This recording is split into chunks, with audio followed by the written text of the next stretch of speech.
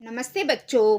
आज की पाठशाला में हम कक्षा 5वीं विषय हिंदी विषय में आज हमारा 11 पाठ है। गुनगुनाते चलो। बच्चों, ये एक कविता है, गुनगुनाते चलो, और इसके कवि हैं श्री पाल सिंह छेम। बच्चों, कवि इस कविता के माध्यम से हमें कहते हैं कि जीवन में कितना भी संघर्ष आए लेकिन हमें गुनगुनाते रहना चाहिए। तो चलो बच्चों, हम ये कविता पढ़ते हैं और बाद में मैं इसके अर्थ आपको बताऊंगी। ठीक है। पाँव में हो थकन, अश्रु भीगे नयन। पाँव में हो थकन, अश्रु भीगे नयन। राह सुनी मगर गुनगुनाते चलो। राह सुनी मगर गुनगुनाते चलो। पाँव में हो थकन, अश्रु भीगे नयन। राह सुनी मगर गुनगुनाते चलो। यह न संभव कि हर पंथ सीधा चले। यह न संभव कि हर पंथ सीधा चले। यह न संभव कि मंजिल सभी को मिले। यह न संभव कि मंजिल सभी को मिले। वाटिका बीच कलियां लगे अनगिनत। वाटिका बीच कलियां लगे अनगिनत। यह न संभव कि हर फूल बनकर खिले। यह न संभव कि हर फूल बनकर खिले। यदि ना सौरभ मिला तो यही कम नहीं। यदि ना सौरभ मिला तो यही कम नहीं। राह मधुमास की तुम बनाते चलो। राह मधुमास की तुम बनाते चलो। विश्व है एक सागर उमड़ता हुआ। विश्व है एक सागर उमड़ता हुआ। हर लहर जो उठी है उछलती रहे। हर लहर जो उठी है उछलती रहे। जिंदगी की कहानी यहाँ नाव सी। जिंदगी की कहानी यहाँ नाव सी। रात दिन एक पतवार चलती रहे। रात दिन एक पतवार चलती रहे। सांस भर तुम स्वयं भी चलाते चलो। सांस भर तुम स्वयं भी चलाते चलो। थक गए दूसरों को बढ़ाते चलो। थक गए दूसरों को बढ़ाते चलो। एक सागर किसी के लिए कम यहाँ। एक सागर किसी के लिए कम यहाँ। एक कण के लिए अन्य तरसा करे। एक कण के लिए अन्य तरसा करे। सूखते जिंदगी के सरोवर रहे। सूखते जिंदगी के सरोवर रहे। सागरों पर महामेघ बरसा करे। सागरों पर महामेघ बरसा करे।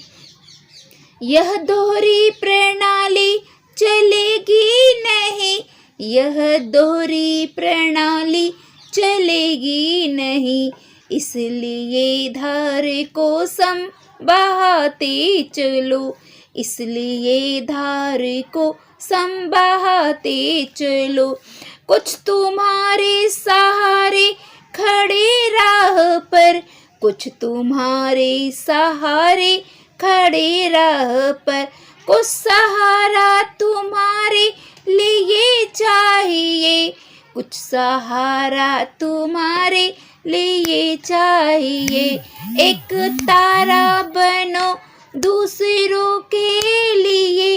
एक तारा बनो दूसरों के लिए, एक तारा तुम्हारे लिए चाहिए, एक तारा तुम्हारे लिए चाहिए। बहुत सुंदर कविता है। चलो बच्चों, अब हम इस कविता के अर्थ देखते हैं। पाँव में हो थकन, अश्रु भीगे नयन, राह सुनी मगर गुनगुनाते चलो। इस पंक्ति में कवि कहते हैं कि जब हमारा शरीर बहुत थक चुका होता है, हमें थकावट महसूस होती है और हमारे आँखों में से आंसू आ जाते हैं। ये किस चीज़ के लक्षण हैं? ये किस बात के लक्षण हैं? कि हम उदास हैं, हम निराश हैं, किसी कारण के कारण हम ये निराश हैं, बहुत उदास हैं और तुम्हारी आँखों में आंसू आ गए हैं और आगे का रास्ता दिखाई नहीं दे रहा हो। तो तुम ऐसे में उदास मत हो, तुम प्रसन्नतापूर्वक आगे बढ़ते रहो और गुनगुनाते रहो। कवि कहना चाहते हैं कि कोई भी परिस्थिति हो, कठिनाई हो, तुम रुको मत, तुम आगे बढ़ते चलो और गुनगुनाते रहो। यह न संभव कि हर पंथ सीधा चले, यह न संभव कि मंजिल सभी को मिले, वाटिका बीच कलियां लगे अनगिनत, यह न संभव कि हर फूल बनकर खिले। इस पंक्ति में कवि कहते हैं कि हम जिस रास्ते से जाएं वो रास्ता सीधा नहीं होता है। उस रास्ते में कई सारे टेढ़े मेढ़े रास्ते भी हो सकते हैं, कई सारी कटीलियाँ झाड़ी भी हो सकती है। ये ज़रूरी नहीं है कि वो रास्ता एकदम अच्छा ही हो, वो रास्ता टेढ़ा मेढ़ा भी हो सकता है। उस रास्ते में बहुत सारी कटीली झाड़ी भी हो सकती है, फिर भी हमें हारना नहीं है। चाहे हमारे रास्ते में कितनी भी कठिनाई आए, परेशानी आए, पर हमें रुकना नहीं है। ऐसा भी नहीं है कि हर व्यक्ति को अपनी मंजिल पर पहुंच ही जाता है। सभी लोगों को अपनी मंजिल नहीं मिलती है। ये ज़रूरी नहीं है कि हर व्यक्ति अपनी मंजिल पर पहुंच ही जाए, यानी आप अपने उद्देश्य में सफल हो पाए। सब लोग अपने उद्देश्य में नहीं सफल हो पाते हैं बच्चों, कोई हो पाता है, कोई नहीं हो पाता है। इसका उदाहरण देते हुए कवि कहते हैं कि जैसे बगीचे के पौधे में असंख्य कलियां होती है। बच्चों, बगीचे में तो बहुत सारी कलियां होती हैं, लेकिन ज़रूरी नहीं है कि हर कली को फूल बनने का सौभाग्य मिले। कुछ कली तो ऐसे ही पौधों में लगी लगी सूख भी जाती है। तो ये ज़रूरी नहीं है कि जो हर कली, इस बगीचे में जितनी कली है, सबको फूल बनने का सौभाग्य मिल पाए। यदि न सौरभ मिला तो यही कम नहीं, राह मधुमास की तुम बनाते चलो।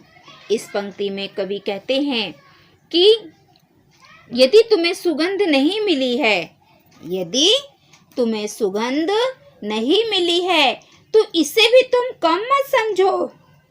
तुम वसंत काल आने के लिए प्रयास करते रहो कि वसंत काल आए। ठीक है बच्चों, आगे देखते हैं। विश्व है एक सागर उमड़ता हुआ, हर लहर जो उठी है उछलती रहे, जिंदगी की कहानी यहाँ ना उसी, रात दिन एक पतवार चलती रहे। इस पंक्ति में कवि कहते हैं कि ये जो संसार है ये उमड़ते हुए समुद्र की भांति है। कवि कहते हैं कि ये जो संसार है ये उमड़ते हुए समुद्र की भांति है। यहाँ जो भी लहरें उठती है वह उछलती रहती है। इस संसार में जीवन की कहानी किसी नाव की भांति है। जैसे हमारे जीवन में बहुत सारी कठिनाई आती है, जैसे ये नाव है, समुद्र में कितनी लहरें उठ रही है लेकिन नाव तो भी किनारे पर आ जाती है। उसी प्रकार हमारे जीवन में भी बहुत सारे परेशानी आती है। हमारा जीवन भी समुद्र की इस नाव की तरह है। इस संसार में जीवन की कहानी किसी नाव की भांति है। ऐसा जीवन जिसमें रात दिन पतवार चलाती ही रहनी चाहिए। ऐसा जीवन जिसमें हमें रात दिन पतवार को चलाते ही रहना है। यानी हमें निरंतर प्रयत्न, हमें निरंतर कष्ट करने रहना चाहिए, निरंतर मेहनत करते रहना चाहिए, निरंतर संघर्ष करते रहना चाहिए। ठीक है बच्चों। तो इस पंक्ति में कवि क्या कहते हैं कि ये जो हमारा संसार है ये उमड़ते हुए समुद्र की तरह है। यहाँ जो भी लहरें उठती हैं वो उछलती ही रहती है। इस संसार में जीवन की कहानी किसी नाव की भांति है। ऐसा जीवन जिसमें रात दिन हमें पतवार चलाना ही पड़ता है और निरंतर हमें मेहनत करते ही रहना पड़ता है। सांस भर तुम स्वयं भी चलाते चलो, थक गए दूसरों को बढ़ाते चलो। इस पंक्ति में कवि कहते हैं कि जब तक पतवार चलाने की तुम में शक्ति हो तब तक उसे चलाते ही रहो। कवि कहते हैं कि पतवार चलाने की शक्ति जब तक तुम में हो तब तक तुम लगातार उसे चलाते ही रहो। यदि अगर लगातार चलाते हुए तुम थक गए हो तो वो पतवार किसी दूसरे को दे दो। अर्थात निरंतर मेहनत करते रहो, श्रम करते रहो। एक सागर किसी के लिए कम यहाँ, एक कण के लिए अन्य तरसा करे। सूखते जिंदगी के सरोवर रहे, सूखते जिंदगी के सरोवर रहे, सागरों पर महामेघ बरसा करे। इस पंक्ति में कवि कहते हैं कि इस संसार में किसी के लिए सागर भी कम पड़ता है। जो सागर का जल है ये किसी के लिए कम पड़ता है, तो दूसरी ओर कोई व्यक्ति है जो एक बूंद के लिए भी, एक कण के लिए भी वो तरसते रहता है और वह भी उसे नहीं मिलता है। यह जीवन रूपी सरोवर सूखते रहते हैं और बादल समुद्र में बरसते रहते हैं जहाँ पानी की जरूरत नहीं है। यह दोहरी प्रणाली चलेगी नहीं, इसलिए धार को सम बहाते चलो। इस पंक्ति में कवि कहते हैं कि जो दोहरा सिद्धांत है अब ये चलने वाला नहीं है, इसलिए जल की धार को सामान्य रूप से सभी पर प्रवाहित करते रहो, सभी में सामान्य रूप से बांटते रहो, सभी के साथ सामान्य रूप से न्याय मिलना चाहिए, न्याय करना चाहिए। ये नहीं किसी को पूरा सागर और किसी को एक बूंद के लिए भी तरसे।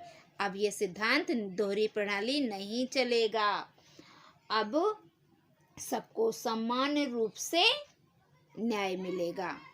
तुम्हारे सहारे खड़े राह पर, कुछ सहारा तुम्हारे लिए चाहिए। एक तारा बनो दूसरों के लिए, एक तारा तुम्हारे लिए चाहिए। इस पंक्ति में कवि कहते हैं कि कुछ लोग तुमसे सहारे की आस लगाए खड़े हुए हैं, कुछ लोग तुमसे मदद की उम्मीद लगाए खड़े हुए हैं और कुछ सहारों की जरूरत तुम्हें भी है। कुछ दूसरों की आशा की एक किरण बन जाओ। तुम दूसरों के लिए आशा की एक किरण बन जाओ और तुम्हारे लिए आशा की एक किरण जरूरी है। जैसे तुम दूसरों के लिए एक आशा की किरण बन जाओगे, वैसे तुम्हारे लिए भी आशा की एक किरण जरूरी है। तो बच्चों यहाँ पर हमारी ये कविता समाप्त होती है। बच्चों ये देखो, ये शब्द अर्थ हैं। ये शब्द अर्थ आपको अपनी कॉपी में लिखना है। जैसे पाँव का पैर, थकन थकावट, अश्रु आंसू, नयन आँख। ये सारे शब्द अर्थ जो मैंने बीच बीच में लिखा है आप बच्चों को अपनी कॉपी में लिखना है। ठीक है, अब चलो हम इसके स्वाध्याय देखते हैं। तो हमारा पहला प्रश्न है, सारे जहां से अच्छा हिंदुस्तान हमारा, सुना हुआ यह गीत लय ताल के साथ सुनाओ। तो बच्चों आप लोग अपने आवाज़ में गीत रिकॉर्ड करो और मुझे भेजो। हमारा प्रश्न दूसरा है, इस कविता के भाव पर आधारित दूसरी कविता बोलो। तो आप कविता पढ़िए बच्चों। तीसरा, कविता में आए नए शब्द पढ़ो। आप कविता पढ़ोगे ना तो आपको बहुत सारे नए शब्द मिल जाएंगे। चौथा, स्वर रचना द्वारा कविता पूर्ण करो। समय था प्रातः काल, पूरब, अब ये खाली जगह है तो खाली जगह में आएगा, पूरब में था सूर्य लाल, चहकती थी चिड़िया, लगता जैसे सूरज बाल, बरसे बादल झमक झमक, मोर नाचे थिरक थिरक, बिजली तड़के चमक चमक, दिल मेरा धड़के धक धक धक। तो बच्चों ये स्वरचना द्वारा कविता पूरी की गई है। आप इस अपनी कॉपी में लिख लीजिए। अभी बच्चों ये परिच्छेद है, ये परिच्छेद को पढ़कर आपको इसके उत्तर लिखना है। तो ठीक है, आप लोग ये परिच्छेद पढ़ो। चलो अच्छा मैं पढ़ती हूँ, आप लोग सुनिए। मंगल सौर परिवार में चौथा ग्रह है। इसे लाल ग्रह भी कहते हैं क्योंकि ये लाल रंग का दिखता है। पृथ्वी और मंगल की कई बातें एक दूसरे से मिलती जुलती है। पृथ्वी के समान मंगल भी धरातलीय उपग्रह है, अर्थात इस पर खड़े हो सकते हैं। इसका वातावरण घना नहीं अपितु विरल है। वहाँ दिन की लंबाई 24 घंटे है और एक वर्ष पृथ्वी के लगभग 687 दिनों के बराबर होता है। पृथ्वी जैसे मौसमी चक्र मंगल पर भी होते हैं। भविष्य में मंगल या मानव सभ्यता बसने की संभावना है। अब बच्चों हम इसके प्रश्नोत्तर करेंगे। ठीक है, मंगल को क्या कहते हैं और क्यों? तो बच्चों मैंने प्रश्नोत्तर आपके लिए लिख कर रखा है, मैं आपको बता देती हूँ।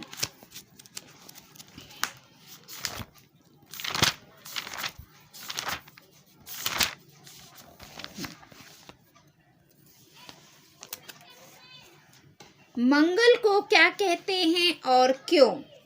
तो इसका उत्तर है, मंगल को लाल ग्रह कहते हैं क्योंकि यह लाल रंग का दिखाई देता है। मंगल को लाल ग्रह कहते हैं क्योंकि यह लाल रंग का दिखाई देता है। हमारा प्रश्न दूसरा है, मंगल ग्रह का वातावरण कैसा है? मंगल ग्रह का वातावरण विरल है। प्रश्न तीसरा, एक वर्ष की अवधि में मंगल पर कितने दिन होते हैं? तो इसका उत्तर है, एक वर्ष की अवधि में मंगल ग्रह पर 687 दिन होते हैं। मंगल और पृथ्वी की कौन कौन सी बातें समान हैं? पृथ्वी के समान मंगल ग्रह धरातलीय ग्रह है। हम इस पर खड़े हो सकते हैं। वहाँ पृथ्वी जैसे मौसमी चक्र होते हैं। वहाँ का वातावरण विरल है।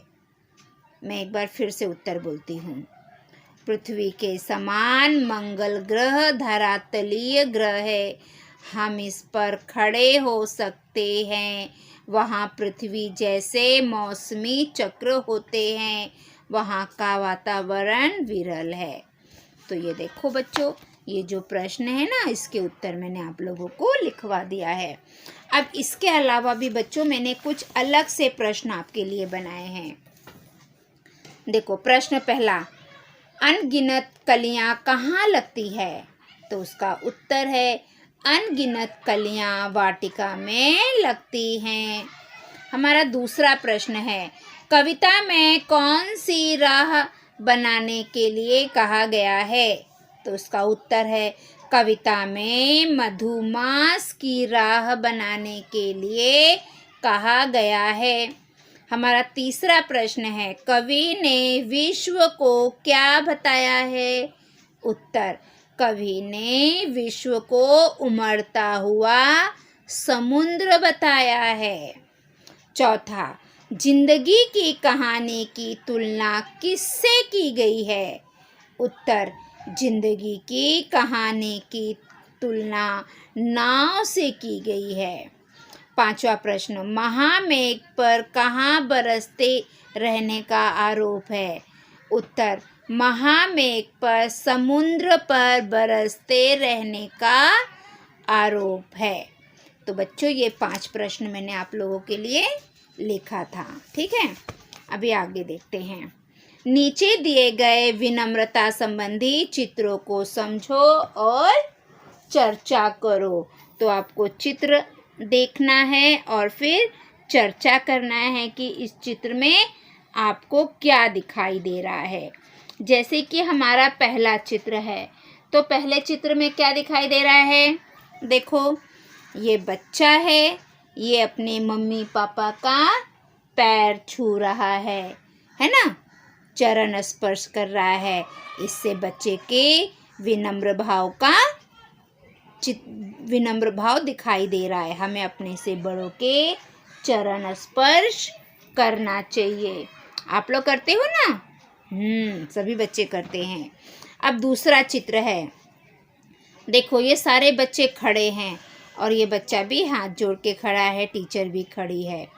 तो ये जो बच्चा है ना, ये स्कूल में लेट आया है, प्रार्थना शुरू हो गई है और उसके बाद ये बच्चा आता है। तो ये बच्चा सभी लोगों से हाथ जोड़कर माफ़ी मांगता है कि मुझे माफ़ कर दो, मैं लेट आया हूँ यहाँ पे। तो इसमें बच्चे का विनम्र भाव दिखाई दे रहा है ना, कि बच्चा अगर लेट हो गया है तो वो सभी से हाथ जोड़कर माफ़ी मांग रहा है कि मुझे आ जाने में थोड़ी सी लेट हो गई है, उसके लिए आप मुझे माफ़ करो, टीचर को बोल रहा है बच्चा। अभी ये चित्र में क्या दिखाई दे रहा है? किसी व्यक्ति का कुछ सामान गिर गया है। व्यक्ति नहीं, ये सर है, क्योंकि ये स्कूल का दृश्य दिख रहा है। ये स्कूल का यूनिफॉर्म पहने बच्चे हैं, है ना। ये बच्चे के पास देखो बैग भी है। तो ये किसी स्कूल का दृश्य है। ये सर की किताब नीचे गिर गई है, तो ये बच्ची सर की किताब को उठाकर सर को दे रही है, सर को मदद कर रही है ना। तो ये इससे इस बच्ची का विनम्र भाव का दर्शन होता है कि वो बच्ची कितनी विनम्र है। वो अपने से बड़ों को मदद कर रही है। सर की बुक गिर गई है तो वो अपने सर को बुक उठाकर दे रही है। अभी ये देखो, इस चित्र में हमें क्या दिखाई दे रहा है? एक व्यक्ति स्कूटर लेके जा रहा है और रास्ते में खड्डा है, उसमें पानी भरा है। वो बच्चे के ऊपर गिर जाता है ना। कपड़ों पर स्कूटर से पूरा पानी उस बच्चे के ऊपर चला जाता है। फिर भी ये बच्चा कुछ नहीं बोलता है। कोई दूसरा हो वो तो गाली दे, क्योंकि ऐसा मैंने बहुत देखा है रोड पे। तो ये बच्चे का विनम्र भाव है।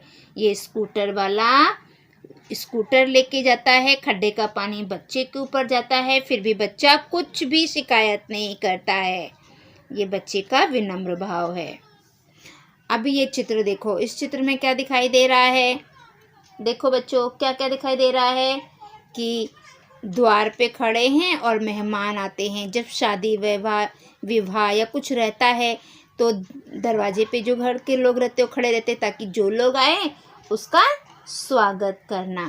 तो ये दोनों बच्चे सभी आने वालों का स्वागत कर रहे हैं हाथ जोड़ के, देखो, है ना। अभी यहाँ पे देखो, इस चित्र में क्या दिखाई दे रहा है? ये बच्चा गिर गया है तो सब लोग इसको समझा रहे हैं। अब किस कारण गिरा है वो तो नहीं पता है, लेकिन ये गिर गया है तो ये बच्चा इसको समझा रहा है कि धीरे चलो, भागो मत, नहीं तो गिर जाओगे। ये बच्चे का विनम्र भाव है। ठीक है।